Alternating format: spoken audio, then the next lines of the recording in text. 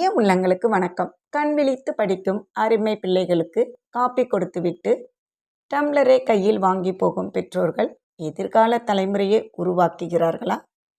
இல்லை, உருக்குலைக்கிறார்கள். தன் வேலைகளை தானே பார்க்காதவனே தலைவன், மேலாளர், மேம்பட்டவன், மேஸ்திரி என்ற அபிப்பிராயம் அடிமை புத்தி இந்தியாவின் பலவீனம். வளர்ந்த நாடுகளில் இந்த அடிமைத்தனம் இல்லை.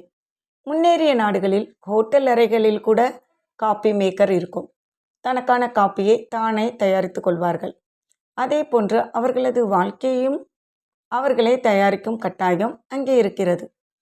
அளவுக்கு மேல் பிறரை சார்ந்திருக்கும் அடிமைத்தனத்திலிருந்து வெளியே வர வேண்டும்.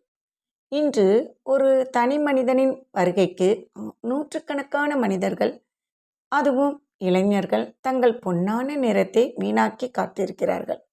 இளைஞர்களே, எந்த தலைவருக்கும் ஜெய போடாதீர்கள், பெட்டி தூக்காதீர்கள், அடிமைகளாகி சுயமரியாதையை இழக்காதீர்கள். பகுத்தறிவாளர்கள் கூட இயக்கங்கள் பெயரால் சிந்திக்காத அடிமைகளை இன்று உருவாக்குகிறார்கள். பிறருக்கு அடிமையாவது தவறு, பிறரை அடிமையாக்குவதும் தவறுதான். ஜார்ஜ் வாஷிங்டன் அமெரிக்காவின் முதல் ஜனாதிபதி. அவர் தலைமையில் அமெரிக்காவில் போர் நடந்து கொண்டிருந்த சமயம் 10-15 வீரர்கள் ஒரு உத்திரத்தை படாத பாடுபட்டு நகர்த்தி கொண்டிருந்தார்கள். அவர்கள் குழுவின் தலைவன் குதிரை மீது அமர்ந்து அவர்களை அதட்டி உருட்டி வேலை வாங்கி கொண்டிருந்தான். அவர்கள் ஒரு குறிப்பிட்ட உயரத்திற்கு அந்த உத்திரத்தை நகர்த்த முடியாதபடி அதிக சிரமப்பட்டார்கள். அப்போது அங்கு குதிரையில் வந்த வீரன் ஒருவன் அந்த தலைவனை பார்த்து, அவர்கள் இவ்வளவு கஷ்டப்படுகிறார்களே, நீயும் அவர்களோடு சேர்ந்து நகர்த்தக்கூடாதா என்று கேட்டான். அதற்கு குழு தலைவர், நான் யார் தெரியுமா?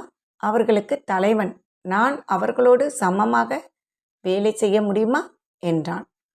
குதிரையில் வந்தவன் இறங்கி வீரர்களுக்கு உதவி உத்திரத்தை நகர்த்தி அந்த இடத்தில் வைத்துவிட்டு தன் குதிரை மீது அமர்ந்து அந்த தலைவனிடம், இனி இப்படி கடினமான வேலை இருந்தால் என்னிடம் சொல்லி அனுப்பு, அவசியம் நான் உதவுகிறேன் என்றான்.